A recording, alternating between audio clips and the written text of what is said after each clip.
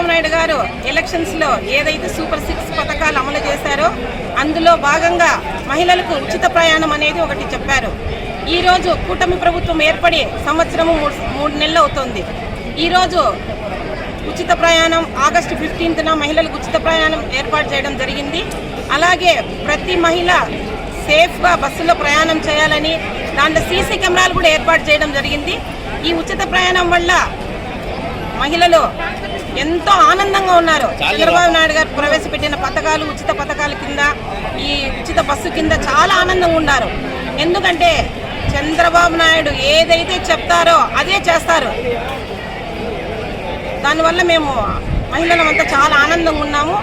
అంతేకాకుండా జగన్మోహన్ రెడ్డి గారు ఒకటి చెప్తున్నారు, సూపర్ 6 పథకాలు ఏమీ అమలు కాలేదు, చంద్రబాబు నాయుడు రాష్ట్రాన్ని అప్పుల్లో వేశారు అని.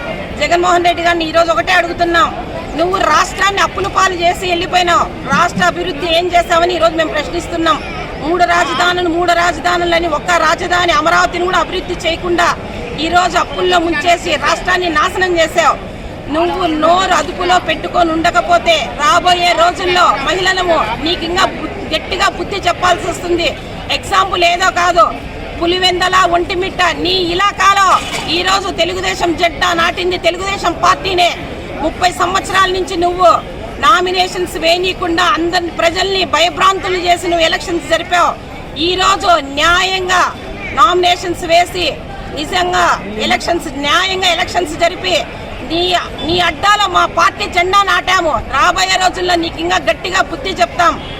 ఇంకా మహిళలకు చంద్రబాబు నాయుడు గారు ప్రవేశపెట్టే పథకాలు చాలా ఉన్నాయి, ప్రవేశపెడతారు. మా నాయకుని మీద మాకు నమ్మకం ఉంది.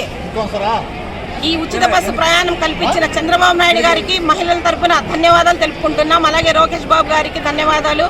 మా రాయచోటి నియోజకవర్గం ఎమ్మెల్యే గారికి, మినిస్టర్ రాంప్రసాద్ రెడ్డి గారికి కృతజ్ఞతలు తెలుపుకుంటున్నాం.